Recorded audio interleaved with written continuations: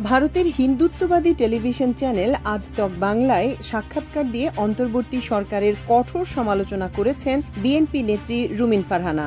বাংলাদেশ বিরোধী প্রচারণা ও গুজব প্রচারের শীর্ষে থাকা এই চ্যানেলে সাক্ষাৎকার দিয়ে সামাজিক যোগাযোগ মাধ্যমে তীব্র সমালোচনার মুখে পড়েছেন তিনি। ইন্দ্রজিৎ কুণ্ডুর সঙ্গে দেয়া এ সাক্ষাৎকারের শিরোনাম দেয়া হয়েছে ইউনূস কেন নির্বাচন চাইছেন না, ফাঁস করল বিএনপি নেত্রী রুমিন ফারহানা।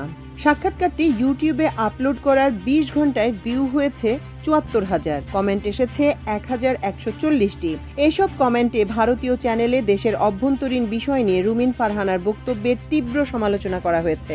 এছাড়া সামাজিক যোগাযোগ মাধ্যম ফেসবুকে রুমিন ফারহানার সাক্ষাৎকারের থাম্বনেইলের ছবি শেয়ার করে তার বক্তব্যের বিরোধিতা করেছেন অনেকেই। গত ২১ মে বাংলাদেশ সেনাবাহিনীর ভেরিফাইড ফেসবুক পেজে সেনাবাহিনী ও বাংলাদেশ বিরোধী ফেক নিউজ প্রচারের এই চ্যানেলটির একটি খবর তুলে ধরা হয়। সেদিন চ্যানেলটি একটি সংবাদ প্রচার করে, যার শিরোনাম ছিল প্রাণ বাঁচাতে ভারতের কাছে আশ্রয় চাইছেন ওয়াকার, ভারত কি করবে। বাংলাদেশ সেনাবাহিনী এই খবরকে ভুয়া হিসেবে চিহ্নিত করে। এছাড়া প্রধান উপদেষ্টা ডক্টর মোহাম্মদ ইউনূস পালিয়ে যাচ্ছেন, ওয়াকার ও ইউনূস একসঙ্গে বসে লিখছেন পদত্যাগের নাটক, হাসিনারও প্রিয় জামাতেরও ডার্লিং ভারতের সেনাপ্রধানের সঙ্গেও কথা হয়, ওয়াকারুজ্জামান আসলে কে।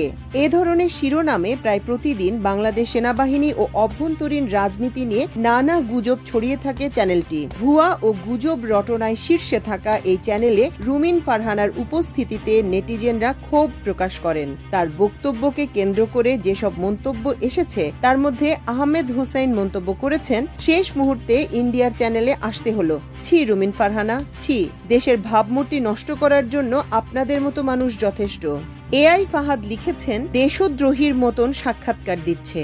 মেহেদী হাসান জয় লিখেছেন, বিএনপি এতদূর এগিয়ে গেছে, বিএনপির অবস্থা আওয়ামী লীগের মতো হতে বেশি দিন লাগবে না। রুমিন ফারহানার সাক্ষাৎকার নিয়ে সোশ্যাল মিডিয়ার অ্যাক্টিভিস্ট শরীফ সাইদুর লিখেছেন, রিপাবলিক বাংলা, আজ তক বাংলা এ জাতীয় ভারতীয় মিডিয়ায় সচরাচর নিঝুম মজুমদারদের দেখা যায়, যেখানে সে ইউনূসকে নিয়ে যাচ্ছে তাই বলে যায়। সকালে দেখি প্লট ভিকারিনী রুমিন ফারহানা আজ তক বাংলায় ইউনূসের মুন্ডুপাত করে এমন সাক্ষাৎকার দিয়েছেন যে শুনলে হৃদয়ে রক্তক্ষরণ হয়, মনে হয় নিঝুম মজুমদার বক্তব্য দিচ্ছেন। একটা মানুষ কতটা নিচে নামতে পারে তার নমুনা হয়ে থাকলো। ইউনূস কি রুমিন আর বিএনপির এতটাই অনিষ্ট করলো যে ভারতীয় মিডিয়ায় গিয়ে এভাবে বলতে হচ্ছে?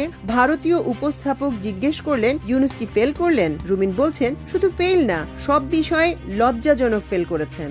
আর কি উৎসাহ আর কৌতূহল নিয়ে!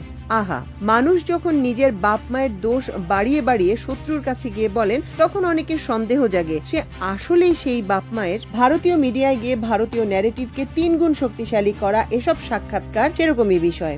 আগস্টের পর থেকে মাহফুজ আনাম ভারতীয় মিডিয়ায় লাগাতার সাক্ষাৎকার দিয়েছেন।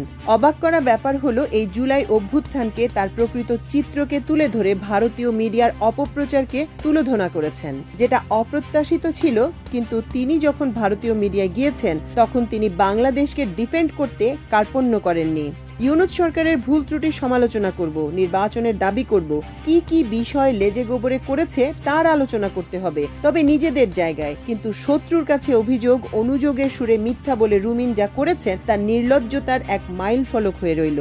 কোথায় যেতে হবে, গেলে কি বলতে হবে, সেই জ্ঞান যার নেই তাকে আর কি বলা যায়। এ সময় এই বিষয়গুলো আমরা মনে রাখলাম বিএনপির মৌন সম্মতিকে। নুরুন নবী ফেসবুক ওয়ালে লিখেছেন, বিএনপি কেন আওয়ামী লীগ হয়ে নিজের পায়ে নিজে কুড়াল মারছে? আমাদের তরুণ প্রজন্ম স্বাধীন বাংলাদেশ চায়, অথচ রুমিন ফারহানারা ভারতের দাস হয়ে থাকতে চান। আফসোস।